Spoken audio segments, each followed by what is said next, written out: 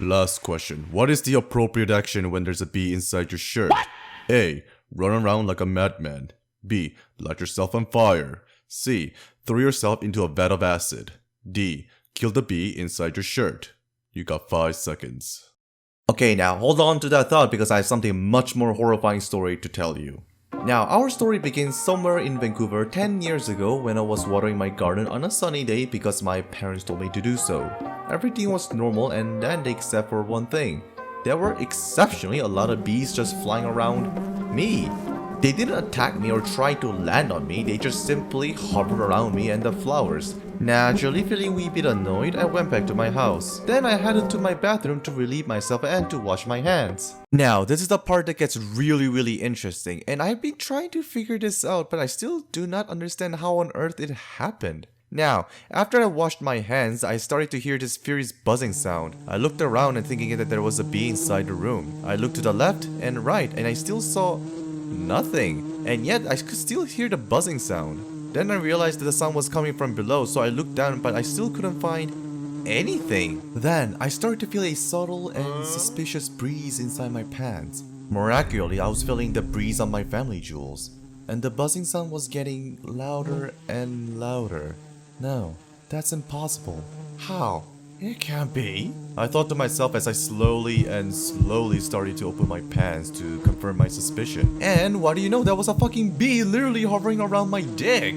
It did catch me by surprise, but I remained calm because I always live by this adage. It is only when a mosquito lands on your testicles that you realize there's always a way to solve problems without using violence. Nah, I started panicking and instinctively started punching at it to save my little balls. But the thing is, bees are small and agile, so I ended up punching my own balls.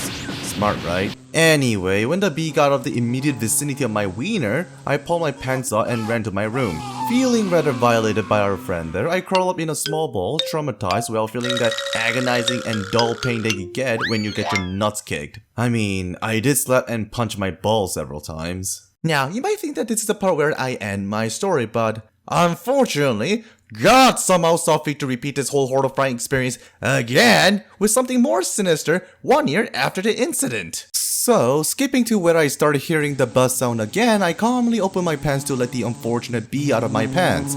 I was for some reason oddly and mentally prepared for this. But when I saw what was inside my pants, I shit you not, I almost had a heart attack. What I saw was a fucking wasp! It's free real estate.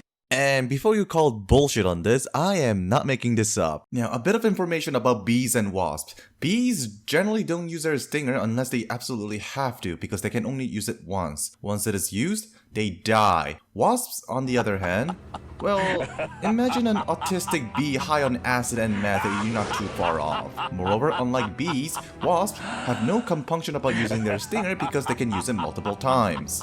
So that's why I panicked and started to throw my punches at the wasp, but just like last year, I ended up punching my own balls again. Not knowing what to do with the wasp, I just got out of the bathroom, beelined to my room with my pants down and curled up in a small ball. Good thing nobody was in the house. So to this day, I still don't know how the bee and the wasp got into my pants. And when I told this story to my parents, they still wouldn't believe me. Well, I guess I will never know how those fuckers managed to get inside my pants. But I do want to emphasize that I tried to be as faithful to my memory as possible. After all, this happened more than 10 years ago. But I am confident that this is 90% accurate. Well, that concludes this unfortunate part of my story, and my god, this took longer than I thought. Anyway, I hope you enjoyed my video. If you have something absurd that has happened to you, be kind and share in the comment section down below. By the way, going back to the first part of the video, what would you pick? Anyway, goodbye everyone. If you liked the video, please click the like button and subscribe to my channel. I would not have come this far without you guys. Love you! Jesus, I have 2 more to go.